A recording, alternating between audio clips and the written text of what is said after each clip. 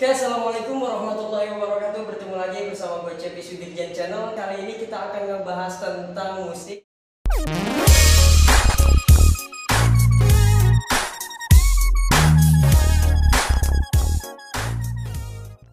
Oke, sekarang di depan gue ini udah bersama Bang Ubay. Dia adalah musisi di Kampung Lontar. Dia pedangdut dan juga dia sekarang udah bikin yang namanya studio home recording. Jadi bagaimana kesibukannya sekarang, kita tanya aja ya, karena ini lagi pandemi. Kita pengen tahu nih sekarang dia kesibukannya apa aja.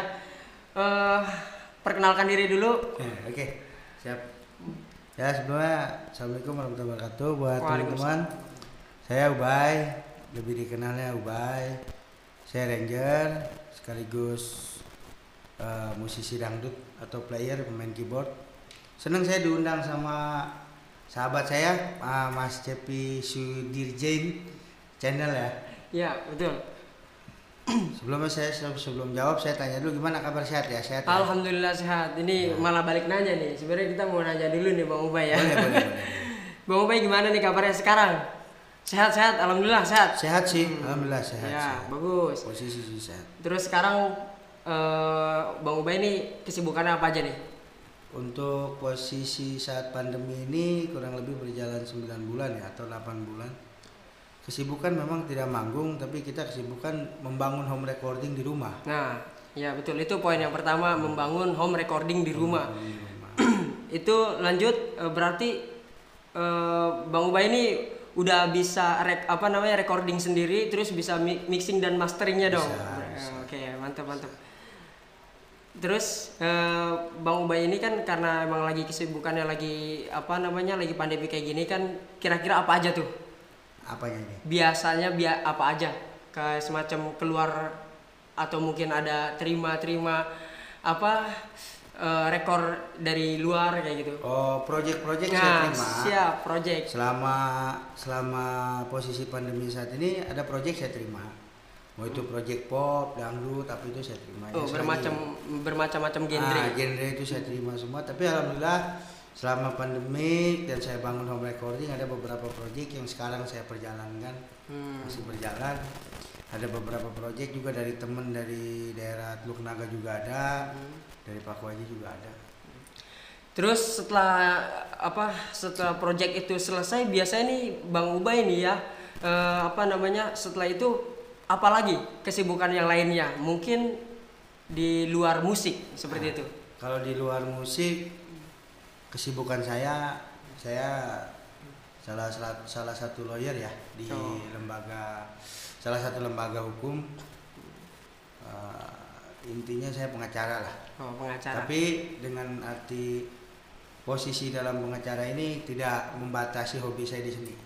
Betul. Mengalur, mengimbangkan. Iya. Di mana ngobrol saat seni, di mana ngobrol tentang musik, hukum. Tapi kita tetap mengimbangkan. Betul. Tapi di samping itu nggak melupakan di hobi musik ini. Ya, karena kita juga sebagai musisi ya teman-teman, jadi biar supaya teman-teman juga tahu kesibukan musisi kita seperti kita itu seperti apa. Kita kan band indie yang nggak terlalu terkenal juga di masyarakat. Nggak. Jadi cari kesibukan ya, yang namanya kita lagi pandemi kayak gini kan, jadi harus pinter-pinter cari peluang kayak gitu. Nah, terus kembali lagi ke Bang Ubay nih. Ya, siap.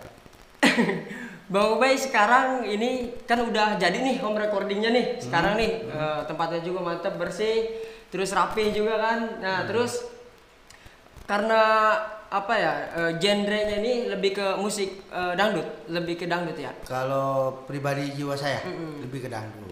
Iya. Saya dangdut. Tapi dalam posisi jadi operator arranger, apapun itu genre tetap kita terima. Oke. Tapi basic saya dangdut. Ya benar. Jadi buat teman-teman semua, kalau misalkan mau recording di sini juga bisa terima berbagai macam genre musik. Jadi itu nggak dibatasin ya, entah itu mau dangdut maupun pop, rock, segala dan sebagainya. Jadi buat kalian semua buat recording nanti hubungin aja di bawah, nanti gua tulis di bawah deskripsi, biar supaya nanti kalian bisa tahu di mana tempatnya, dan di situ juga udah gue jelasin semua nanti ya. Oke, jadi kita kembali lagi ke Bang Ubay. Karena sekarang lagi pandemi ini ya, kita Ya. ngebahas tentang pandemi dulu. Ya.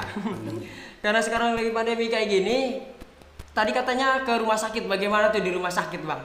Kalau tadi sebelum kita mengadakan konten ya, Ya, saya kebetulan siang tadi di rumah sakit, salah satu rumah sakit di Jakarta. Ramainya bukan main. Ramainya itu kalau nggak salah 3 kali ada pengetesan. 3 kali ada pengetesan. Dari perjalanan bahkan sampai di rumah sakit. Padatnya luar biasa. ya. Terus dengar-dengar kan di bulan-bulan ini pandemi meningkat ya. Terus di rumah sakit itu bagaimana sih reaksinya di rumah sakit itu? Apa lebih ketat lagi atau bagaimana? Sangat, Atau ya mungkin banyak yang penderitanya apa nggak ada?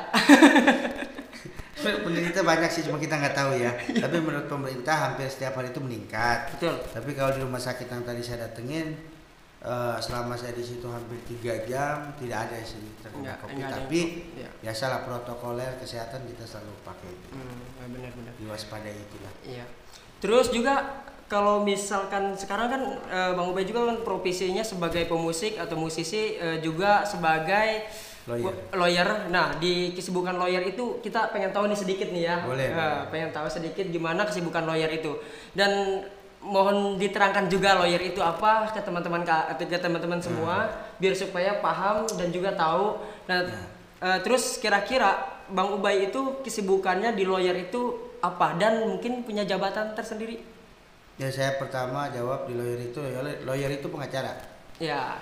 Pengacara, saya kebetulan salah satu mahasiswa di salah satu kampus di Depok. Ya. Yang kalau bisa saya sebutkan IBLAM. IBLAM itu apa tuh?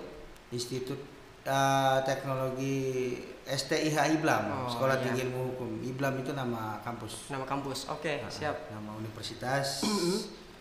Kesibukan pengacara atau lawyer itu bisa dikategorikan kesibukan yang dicari-cari. Ini cari-cari. Nah, kalau ya, kata betul, bahasa kampung saya itu pengacara pengangguran banyak acara biasanya. Iya benar. Tapi tanda kutip kalau kita nggak itu maksudnya. Tapi pengacara itu kayak seperti kita. Pengacara itu seperti ini. Saya punya prinsip pengacara lawyer. Ya. Jadilah lawyer. Jadilah mata untuk yang tidak melihat. Betul. Jadilah pendengar untuk yang tidak punya kuping atau yang tidak mendengar. Jadilah mulut untuk yang tidak bisa berbicara. Itulah lawyer. Itulah prinsip saya untuk menjadi lawyer. Terus juga di lawyer itu kan yang namanya pengacara biasanya tuh ada tingkat kesulitannya ya. Itu pernah nggak ngalamin kesulitan apa, entah itu ada yang apa jualan atau entah itu tanah atau apa ya kan biasanya pengacara itu kan ya banyak, entah itu sengketa atau apa. Biasanya tingkat kesulitan itu yang paling sulit di mana itu Bang kira-kira? Kalau dibilang tingkat kesulitan, yang namanya lawyer pasti ada kesulitan. Iya betul. Tapi kita pede aja, dengan arti kata pede, insya Allah kita bisa nanganin. Tapi kalau untuk menjalankan kasus sengketa, kita bedah kasus, adu argumen tentang sengketa tanah, atau dengan adu argumen dengan kepolisian atau dengan oknum yang lain, itu saya rasa pernah sih, tapi nggak begitu keras. Ya cuma sekedar, saya rasa adu argumen yang terhadap klien saya yang tidak ngerti hukum atau tidak paham hukum, dia kan nggak mungkin beradu argumen sama oknum polisi karena apa, dia nggak mengerti. Makanya dia pakai lawyer. Biar saya lah yang berhadapan langsung dengan kepolisian itu atau oknum itu untuk mediasi gimana lah kok bisa kasus ini terjadi. Contoh kecil seperti itu. Berarti kita kembali lagi nih teman-teman ke musik ya. Karena Bang Ubay ini juga lawyer, terus juga bagaimana sih caranya buat bikin hak cipta lagu kita. Nah, ini kan berurusan dengan hukum juga nih ya. Apakah Bang Ubay ini setelah menggarap lagu yang udah jadi dan sudah siap rilis, apakah bisa mengeluarkan hak cipta? Bagaimana Bang Ubay? Untuk apa dulu nih? Untuk mengcover atau apa? Oh iya benar. Ini ciptaan pribadi ya sendiri. Contoh kayak semacam kayak aku nih Bang B nih ya. Punya album ya. Iya benar. Enggak. Saya dengar katanya baru launching sama baru upload kemarin. Saya udah subrek sih itu. Saya udah komen. Jangan lupa di-subscribe teman-teman. Udah nge-like juga sih. Jadi kemarin gue itu baru keluar rilis ya lagu single pertama gue itu Cinta Yang Pergi. Jadi niatnya kan mau dibikin hak cipta nih, karena emang itu belum ada hak ciptanya. Makanya sekarang gue mau tanya-tanya nih teman-teman ke Bang Ubay, kira-kira bagaimana pembuatan hak cipta itu apakah mudah ataukah sulit? Apakah mungkin Bang Ubay juga bisa setelah recording di home recordingnya langsung dibikin hak cipta? Gimana? Kalau perihal itu untuk home recording di saya nggak bisa buat hak cipta, tapi saya bisa bantu untuk membuatkan hak cipta. Iya, itu maksudnya, betul. Tapi gini, contoh dari sistem segi hukum ya, mengcover lagu abang nih, di cover nih. Iya. Contoh saya mengcover, abang sudah terdaftar di hak cipta apa? Contoh di salah satu manajemen label lah ya, atau manajemen hak cipta. Udah terdaftar, saya mengcover tanpa izin, abang bisa nuntut. Di situ ada. Yang penting lagu tersebut sudah ada hak ciptanya. Kecuali secara lisan, saya ini bang, tolong izin, saya mau cover lagu. Bagaimana sih prosedurnya? Tapi kebijakan dari saya yang ingin mengcover. Entah dia dipintain dana royalti berapa untuk mengcover, itu kembali ke kebijakan hak cipta sama si mengcover. Kalau untuk hak cipta itu kita yang punya. Contoh abang, contoh saya punya lagu. Saya ada karangan lagu banyak. Lihat aja di link saya di YouTube saya, nanti subscribe aja. Itu ada beberapa lagu yang saya daftarkan ke hak cipta, ke RBT juga. Itu yang saya daftarkan di salah satu label juga. Kemarin ada yang nanya di IG, bang, saya mau cover lagu istri. Saya bilang nggak bisa, mohon maaf, bukan yang nggak ngasih, karena belum launching. Betul. Karena belum launching. Saya rasa cuma itu aja sih yang bisa saya kasih terangkan. Oke, jadi teman-teman sekarang karena emang kita lagi bicaranya cover nih ya. Sekarang kita udah masuk ke cover. Sekarang itu setahu saya tuh ya, yang namanya cover itu di zaman sekarang ini, di era baru ini, itu dengar-dengar sih ada yang namanya denda ya, kalau nggak salah sekitar 300 juta sampai sama 500 juta, betul, sampai penjara 3 tahun. Nah, itu bagaimana tuh kebijakannya? Apakah harus seperti itu gitu? Kalau perihal itu yang saya baca juga itu belum TAP MPR belum menetapkan itu. Jadi masih wacana, bukan rencana ya, masih wacana. Jadi antara iya dan tidaknya di Naparoko ya. Ya, lanjut. Pokoknya masih wacana untuk perihal itu. Di samping itu juga, ini kan hak cipta, kenapa harus ada yang namanya mengcover tanpa izin akan dikenakan sanksi hukum dan denda, ya kan? Benar. Karena begini prinsipnya bang, saya jelaskan sedikit ya. Ini hanya saya, kalau salah mungkin saya ya, mohon maaf ya. Ini informasi buat teman-teman semua. Kenapa harus ada di hukum seperti itu atau KUHP seperti itu? Karena begini.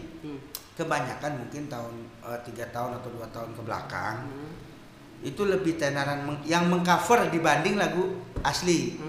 Paham kan? Saya ceritakan begitu, paham lah ya. Jadi makanya diadakan undang-undang seperti itu. Itu pun masih wacana setahu saya. Tapi nggak tahu sekarang udah.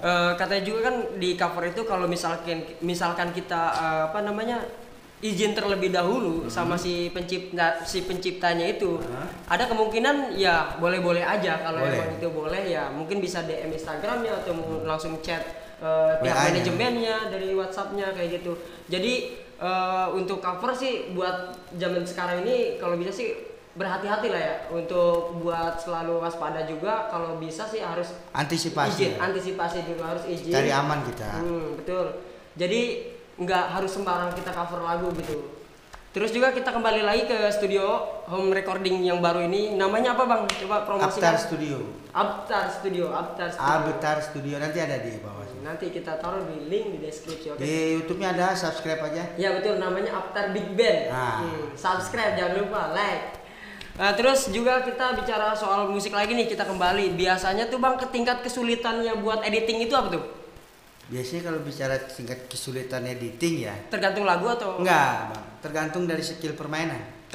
Betul. Itu kita contoh bicara main lab ya, non MIDI ya. Non MIDI bisa ya, maaf nih buat teman-teman, bukan ya, saya nggak sebutkan namanya. Ada salah satu recording di sini mau recording, dia katanya bang saya mau recording, ini kita ini drum, oke. Ketika main itu ngakalinnya nggak kena bang saya. Mixing saya nggak stabil. Kenapa? Speed atau dari cara permainan. Itu pokok utama. Pokok kedua, Kalau untuk editing nggak terlalu sulit, tapi untuk mastering itu perlu waktu. Butuh waktu, betul. Mastering, mixing itu butuh waktu. Butuh waktu. Terus biasanya Bang nih, kalau misalkan ada yang recording, ini tergantung si pemilik lagu ini, entah itu dia mau menggunakan MIDI atau menggunakan live musik. Itu nggak kita pertanyakan ini ya. Saya selaku operator ya, operator. Ada yang datang, Bang saya punya lagu, punya syair. Saya tanya dong, musiknya udah ada? Belum. Ya, jadi kita bikin guide Nah itu musik. kita tanya dulu sama dia. Maunya mau diisi sendiri, apa mau dari saya? Betul. Ya. Saya mau isi sendiri, is okay. Ya. Berarti saya tenaganya cuma hanya operator, mixing dan mastering. Kalau ada yang menyerahkan gimana Bang Ubay aja deh, itu kan lain cerita. Betul. Paling kita nyari antisipasi, memang saya akui saya pakai MIDI. Ya, pakai MIDI, nggak pernah pakai lab karena apa? Peralatan saya masih minim. Benar. Karena tapi jangan salah nih teman-teman ya. Di sini MIDI-nya aja udah kualitasnya bagus banget. Jadi suaranya itu udah benar-benar sekitar 75% asli banget ya. Bahkan 80%. Enggak serius. Ini serius bagus banget. Gua ada satu lagu Mohon. Kalian bisa tonton judulnya Mohon. Ada di video gua, dulu pernah gua upload di situ. Jadi ada ya, yang klipnya di tengah sawah. Iya, yang di tengah sawah klipnya sampai naik pohon petai. Nah itu garapan Bang Ubay. Kalau emang kalian nggak percaya silakan tonton di situ. Nah terus juga kita mau balik lagi nih Bang Ubay. Siap. Kalau misalkan ada orang yang mau isi vokal aja, dia udah punya -1 kayak gitu. Nah itu perkiraan kira-kira abang itu kerjanya apa aja gitu? Kalau kayak semacam mixing atau mastering aja atau selainnya? Atau Kita mungkin bisa diedit vokal? Tag vokal. Iya. Sudah di tag, sudah bagus. Ya otomatis plus mixing dong. Ya betul. Plus mixing bukan hanya jasa tag vokal tag vokal aja, tapi di situ harus ada mixing, mastering juga. Nggak apa sama. Cuma mungkin lebih ringan ya. Editing vokal udah pasti. Editing vokal karena EQ, dia udah punya bahannya. Nah, EQ itu hanya editing vokal ya, karena dia -1 otomatis sudah mixing. Oh, kalau -1 udah mixing. Udah pasti udah mixing. Tapi tergantung ada yang mentah juga. Nah, itu juga kita bicara tema, tapi kalau yang -1 sudah mixing, itu saya hanya kerjanya hanya tag vokal, editing vokal, EQ, kompresor, segala macam apa itu yang ada di PC saya. Hanya itu. Paling yang pokoknya dasar utama selaku operator tuh saya rasa yang penting itu 2. Iya, mixing, mastering. Dan edit mixing. vokal juga ya. Oke, jadi teman-teman semua jelas nih ya sampai sini. Karena di home recording ini ternyata banyak juga menyimpan efek-efek yang sangat bagus ya. Jadi biasanya tuh Bang Ubay ini menggunakan efek apa nih? Kayak semacam entah itu vokal apa mungkin dari melodinya. Kan biasanya ada yang namanya efek metal zone atau apa biasanya. Nah itu biasanya kan kalau di dangdut itu menggunakan apa tuh yang? Gini, kalau kita bicara segi genre dangdut, genre dangdut kita pakai zoom antara G1 on atau G5. Kalau untuk band kita pakai Marshall, tapi nanti bisa di editing lagi, tergantung kita maunya karakternya soundnya seperti apa. Itu aja. Tapi kalau untuk yang lain saya rasa sama. Oke. Jadi di sini juga. Kalau saya potong, tapi kalau untuk efek vokal, kalau untuk saya pribadi ya, nggak tahu kalau studio yang lain, saya pakai standar aja sih. PX 18.0 biasa itu. Ya mungkin buat teman-teman musisi sekalian juga mungkin paham ya di tentang efek itu. Kalau gue nggak ngerti. Saya pakai soundcard aja, soundcard yang murah, Bang. Nah betul, soundcard itu. Saya soundcard pakai soundcard Behringer U20. Ya. Terus pakai MIDI controllernya. Mahal itu guys. MIDI controller kita pakai Cube Carbon 40. Software kita pakai Cubase 5. Ada beberapa software yang kita tambah untuk kayak semacam efek vokal ya, Iya. mixing, mastering segala macam, ada beberapa. Ada beberapa. Oke. Jadi semuanya jelas nih teman-teman ya. Jadi kalau misalkan teman-teman mau mastering atau mixing dan juga mau bikin musik, langsung aja ke Avatar Big Band Studio, langsung sini. Dan juga nanti gua kasih nomor kontaknya, nomor kontak gua. Enggak. Lu yang laku dong. Jadi kita lanjut lagi nih Bang Ubay. Boleh. Karena video kan ini temanya kopi santuy. Iya, kopi santai aja. Kita disponsori sama Teh Pucuk. Enggak, mudah-mudahan deh. Di blog sama Teh Pucuk loh. Ini gua lagi kirangan rokok nih, teman-teman. Kira-kira ada yang mau ngasih rokok nggak nih? Boleh request di bawah. Terus gua mau nanya juga nih. Ini boleh. Bang Ubay ini earphone-nya ini kayaknya bagus banget nih. Itu pakai apa tuh Bang Ubay? Biasa kalau buat rekor. Pakai umum, Bang.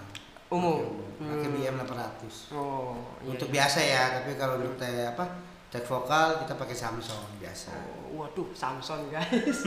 Gila itu. Pakai Samsung. Oke, lanjut. Headphone juga kita pakai Samsung. Ini ada. Wow, ini earphone-nya gila. Samsung SR 850. Pakai yang ini, guys. Gua aja kemarin rekaman nggak sebagus ini, guys.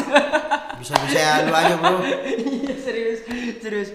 Nah, terus tingkat kesulitannya kalau misalkan ada yang mau ngisi vokal tuh nih Bang Ubay nih. Biasanya kan kendalanya di tempo nih, kebanyakan vokalis nih. Itu bagaimana ngakalinnya Bang Ubay? Kembali ke tag vokal. Ya. Untuk mengenai metronom atau tempo. Kita, kalau saya pribadi ya, ini mohon maaf buat teman-teman arranger yang senior, mohon maaf kalau saya salah. Kalau menonton video ini saya mohon maaf sebelumnya. Jadi tergantung kita bisa membesarkan volume metronom, kita bantu juga yang tag vokal itu, jangan sampai keteter sama tempo. Betul. Yang penting si vokalis itu, yang tag vokal itu bisa mengimbangkan tempo. Jadi walaupun kita ngedit nggak terlalu sulit. Betul. Paling di situ ada metodenya. Kita kecilin master, ada salah satu mixer itu kan ada di Cubase. Nah, terus sama volume metronom ditaikin dikit. Pokok utama tempo. Mau itu arranger, mau itu vokalis, mau itu pemain gendang, drum, apa semua harus tempo, betul. Nah, terus juga kendala di vokal ini nih biasanya ya, karena saya juga pernah rekaman di sini. Dulu pernah rekaman di sini. Dulu bukan home recording. Dulu dapur recording. Karena rekaman di dapur. Nah, terus buat teman-teman juga nih, biasanya kan bagaimana sih kok lama banget gitu cuma tag vokal tapi butuh waktu berjam-jam gitu. Gimana sih kira-kira buat ngakalinnya Bang Ubay? Kan biasanya tuh ada yang namanya penghayatan tergantung lagu itu. Nah, kita balik lagi sih kepada orang itu tersendiri gitu ya kan. Nah, terus juga kalau misalkan tempo itu biasanya kan ngambil mungkin per apa Bang? Per scene atau per bar dong. Per bar. Iya. Per bar. Jadi untuk tempo apa dulu? Vokal kita ambil per bar. Jadi untuk dari start musik itu dari awal ke start musik itu minimal 3 bar maksimal. Maksimal 3 bar, minimal 2 bar. Gitu. Jadi tek jeng gitu. Contoh seperti itu. Nah, terus tempo juga kan macam-macam di Bang Ubay ya. Ada yang lambat, ada yang cepat. Itu berapa sih biasanya itu? Ada kan ada tempo lambat itu biasanya berapa ini tingkatnya? Kayak semacam kan tempo nih, ada yang cepat. Biasanya kan genre pop atau rock. Biasanya kan rock biasa lebih cepat. Nah, itu biasa pakai tempo berapa? Variasi sih Bang. Variasi. Tapi selama saya 2 tahun di dunia home recording. Tapi dunia musik memang dari kecil. Itu tempo yang saya selama jalanin untuk ska reggae, rock itu nggak ada yang di atas 200. Di bawah 200. Oke. Kalau yang saya alami ya. Iya, betul. Hanya yang saya alami. Tapi kalau untuk slow rock, saya pakai 8/4. 8/4 bar. Nanti di situnya ada per part-partnya. Di situ ada start. Ada sumpama berapa bar kita pakai? 8 bar. Berarti pakai 8/4. Berarti 4 bar, 1 barnya 2 bar. Satu ketukan per 2 bar. Berarti 4 ketukan. 2 bar. Betul, yang 4-nya masuk. Nah, itu 8/4 bar. Kalau vokalnya itu nggak terlalu lama, itu bisa main 4/4 bar. 4/4 bar itu ada di Cubase juga. Cubase. Ada di Cubase semua. Karena kita udah ngebahas musik terlalu dalam nih teman-teman ya. Mau dimaaf kalau emang ada yang nggak ngerti. Jadi kalau menurut gua sih ini udah jelas banget ya. Mudah-mudahan teman-teman tuh bisa mencernanya dengan baik kayak gitu. Nah terus juga kita balik lagi nih ke kesibukannya Bang Ubay ini nih, karena Bang Ubay juga salah satu artis tanah air Indonesia. Wow, mantap. Ya amin. Tepuk tangan. Nah, se-RT-an saya. Iya. Nah, terus biasanya nih Bang Ubay kan kesibukannya manggung nih kalau nggak pandemi kayak gini. Nah, itu biasanya kalau manggung gitu berapa lama sih Bang Ubay keluar dari rumah atau enggak misalkan kan sekarang lu ada istri, biasanya kan ninggalin istri juga sama anak di rumah, benar? Maksudnya apa sekarang ada istri? Maksudnya apa itu? Saya udah lama menjomblo. Kalau dulu jomblo. Saya lama jomblo. Saya teman-teman sekolah, teman bolos. Zaman standing motor patah dua. Pernah ada pengalaman. Cerita sedikit. Intermezzo. Nah, terus kira-kira bagaimana tuh Bang pengalaman manggung? Biasanya kalau orang-orang kita tuh ya yang namanya entah itu dangdut maupun band biasanya ada kendala, entah itu ada yang ribut atau apa segala macam, insiden lah istilahnya kayak gitu. Nah terus Bang Ubay gimana tuh, apakah untuk menenangkannya? Terus juga Bang Ubay apa itu mungkin ada lagu yang di request ternyata nggak request, bisa aja kan ya? Bisa gitu bisa, ya. bisa. Terus kira-kira kalau zaman dulu gini sih Bang, iya, pakai apa sih namanya, discard ya kalau nggak salah. Iya, bisa. Nah kalau sekarang tuh menggunakan apa Bang sampai biar supaya lagu itu ada semua gitu di organ? Dulu disket betul. Sekarang keyboard macam-macam variasi. Ada yang hard disk, ada yang memory card, ya kan? Tapi yang jelas disket hanya ada beberapa. Masih ada. Ada di salah satu keyboard teknik kalau nggak salah KN 14, KN 24, tapi sekarang pun ada yang pakai emulator USB. Tapi tempat disketnya itu dirubah, dimodif pakai emulator jadi pakai USB. Dia masukinnya juga pakai software floppy manager. Kalau untuk insiden di panggung pasti ada, betul. Saya juga punya grup kan, yaitu After Big Band, itu salah satu grup saya. Kalau leadernya pas After Big Band main kan leadernya memang saya. Iya. Tapi kalau lagi ada insiden, selaku saya leader paling saya tenangin, udah masalahnya apa sih, kita beresin aja dulu. Ya, tapi kalau masalah request ya, tapi kalau di luar request ya kita diam di panggung udah. Iya, gitu. Oke, jadi Bang Ubay ini selain dia juga ini apa namanya pendiri After Big Band, jadi dia juga apa namanya sebagai apa Bang tadi, hukum lawyer. Nah jadi dia tuh tahu tentang hukum, jadi saya masih belajar. Masih belajar, semua juga masih belajar Bang, sama saya juga masih belajar. Saya bahasnya di salah satu universitas, tapi sidang bahasa itu di salah satu pengadilan negeri Jakarta. Di Jakarta ya, tuh buat teman-teman semua. Ini bukan orang sembarangan ya? Enggak, saya orang kecil. Jadi ini podcast pertama gue ya, kita tanya-tanya ke musisi yang mudah-mudahan kedepannya bisa banyak lagi yang bisa. Nah oke, teman-teman, jadi karena emang ini gue juga bikin podcast yang pertama ya, gue sama Bang Ubay. Jadi nanti siapa tahu kedepannya kita bakal bikin podcast lagi sama musisi-musisi lainnya. Terus gimana nih pesan penutup Bang Ubay nih buat masyarakat Indonesia, mau disampaikan, siapa tahu bisa bermanfaat buat teman-teman kita semua yang di luar. Ya, kalau pesan saya untuk para operator ya, buat para operator ranger atau operator studio ya. Pertama harus bisa mengimbangkan, kita bicara budget ya, jangan mentang-mentang budget ini kualitas direndah. Betul. Jadi disitulah kita harus menjalin silaturahmi dengan sahabat ya. Bukan karena saya menjatuhkan harga, enggak. Setidaknya serupa kita sama ya. Mengartikan dari kalimat saya. Yang kedua, untuk musisi player seperti saya, dari panggung ke panggung, pemain organ, jadilah pemain organ yang komitmen. Benar. Ketika kita sudah berkomitmen dengan si A yang untuk manggung, berarti kan grup itu sudah memakai saya. Contoh saya, jasa saya untuk mengisi acaranya atau yang main organnya, tolonglah komitmen. Jangan mentang-mentang cuma beda budget 50.000 bisa loncat.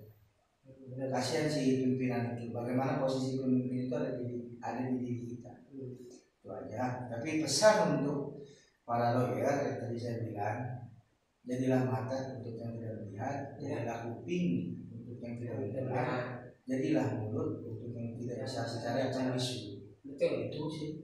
Jadi teman-teman semua, kalau misalkan Bang Ubay juga bisa ngebantu kalau emang misalkan ada hukum-hukum ya, jadi dia ngerti di bidang itu. Jadi kita tutup aja podcast ini di malam tanggal berapa sih Bang? Tanggal 4 ya, tanggal 4 ini. Jadi mudah-mudahan video ini bisa bermanfaat buat kalian, dan jangan lupa di subscribe CPS Dirjen Channel dan subscribe juga channelnya Avtar Big Band. Nah lanjut kita tutup sampai di sini pembicaraan kita. Oke, terima kasih banyak. Wassalamualaikum warahmatullahi wabarakatuh. See you.